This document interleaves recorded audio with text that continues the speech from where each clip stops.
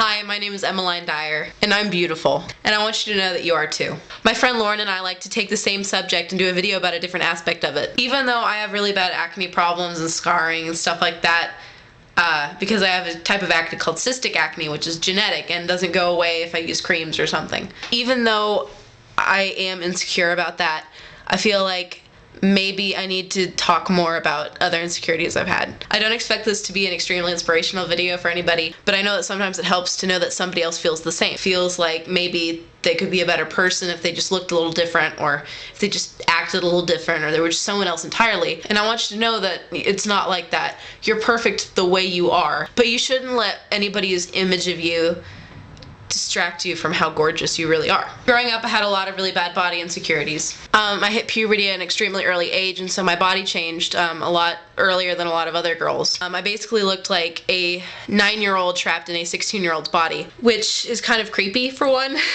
I was not at all like the other girls. And when you're 9, that's really, really awful. So I just never really looked like anyone else, and I thought something was wrong with me. And I will admit, I'm not skinny.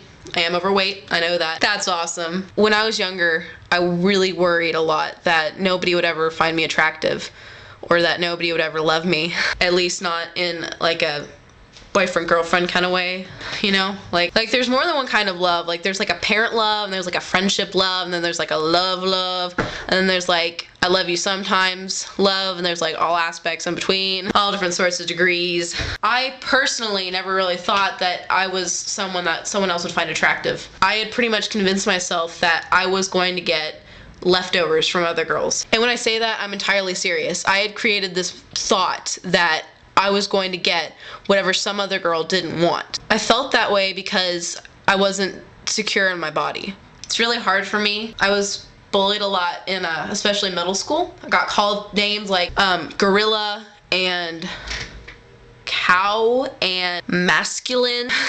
In fact, once somebody actually asked me to wear baggier clothes so they didn't have to see my body. That actually happened.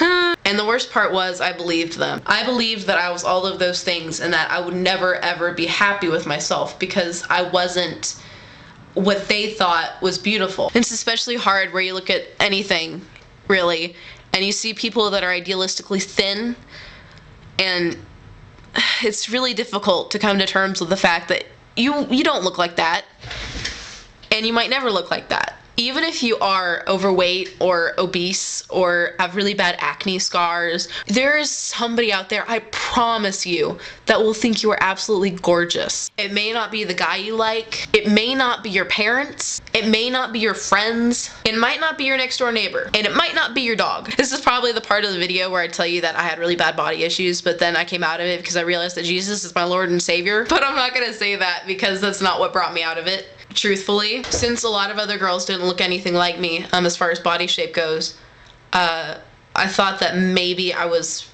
wrong or built wrong. I know, trust me, some of the stuff you come up with when you're really sad is insane. But I legitimately thought that. I thought that because I wasn't built like other girls that I wasn't normal. And I'm not built like other girls. I'm really curvy, and I have really nice boobs.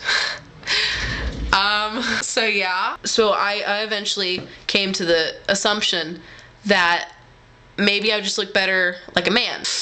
I honestly haven't really told a lot of people this, so consider yourself special. I got so caught up with the name calling and people bullying me, basically, that I was convinced, yeah, I might look better as a guy. I did not look better as a guy. True story, I actually cut off all of my hair and wore baggy clothes exclusively for like basically an entire year because I was convinced that maybe that's just how I was supposed to look. It's not how I'm supposed to look. Weird, right? And that really hurt me because after I did that, which was a stupid mistake, everybody called me even more names and avoided me.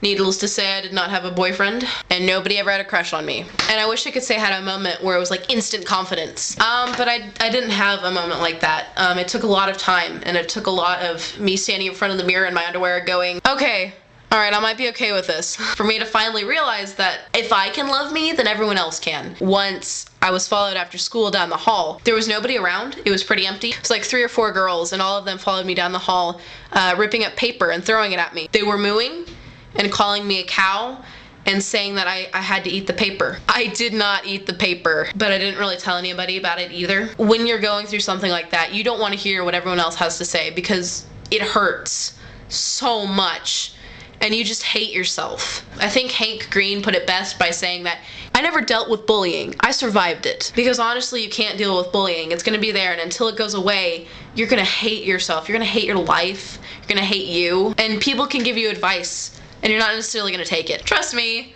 I know. I don't really take advice. I think I was most insecure about my tummy. Really cute though. Like, I like it.